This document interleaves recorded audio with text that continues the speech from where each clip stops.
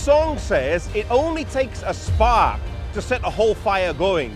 And once the fire was lit in one part of Europe, it spread quickly to other areas. John Wycliffe had made a massive impact, not just in England, but further afield in Europe, in particular here in Prague, and the region that was known then as Bohemia.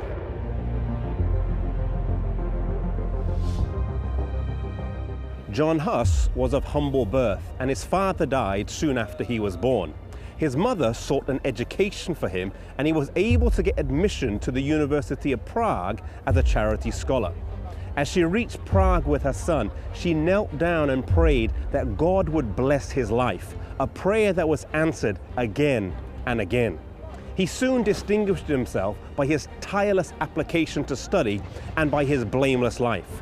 Upon completing his studies, he entered the priesthood and rapidly rose to prominence, soon becoming attached to the court of the king. In a few short years, he was the pride of his country, and his name was known all over Europe. Today, they've built a statue to commemorate him here in the Old Town Square. Several years after becoming a priest, Huss was appointed preacher of the Bethlehem Chapel here in Prague. The founder of this particular chapel had advocated as a matter of importance the preaching of the scriptures in the language of the people. At that time, there was a large degree of ignorance concerning the Bible, and Huss also believed that it was vitally important to preach the scriptures in the language of the people.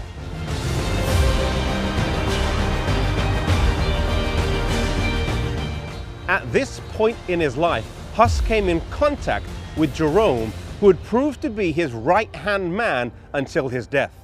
Jerome was a citizen of Prague, and he had brought back with him from a recent trip to England the writings of John Wycliffe.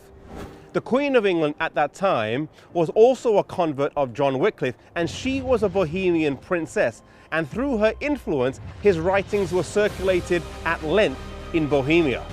Huss read them, believed their author to be a sincere Christian, and believed the writings to be true.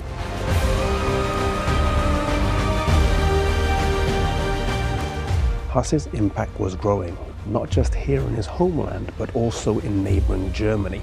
And soon news of the work here in Prague reached Rome, and he was summoned to appear before the Pope. To go would be fatal. The King and Queen of Bohemia, the nobility and the government all asked for a local trial, but this was not granted. The trial of Huss went ahead in his absence, during which the city of Prague was put under interdict. This struck terror into the hearts of everyone. No church services could take place. Baptisms, funerals, weddings, those ceremonies that were so key to life in general were not allowed to take place, and through this means, Rome was able to hold sway over the people. The city was in turmoil, and so Huss withdrew to his native village, but he continued to travel to the surrounding countryside where he was able to preach to eager crowds. When the danger and excitement had subsided, he was able to return to Prague, where alongside with Jerome, he was able to continue his work.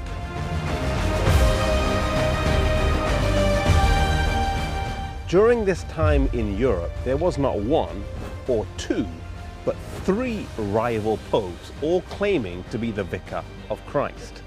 This abuse of power in the church was something that many men strongly condemned, Huss being one of the loudest voices.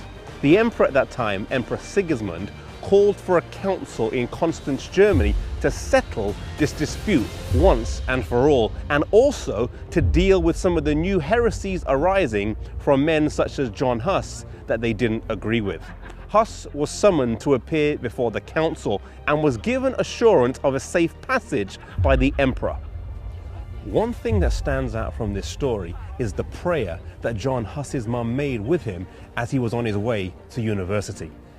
I want to encourage you, if you're praying for a child, if you're praying for a parent, to never give up in your prayers. The prayer of John Huss's mother was answered many, many times over in ways that she couldn't have even imagined. Maybe you're praying for your children, maybe they're on their way to school, maybe you're praying for a loved one. Keep them in prayer and never think that our prayers will go unanswered. God does hear and God does answer our prayers.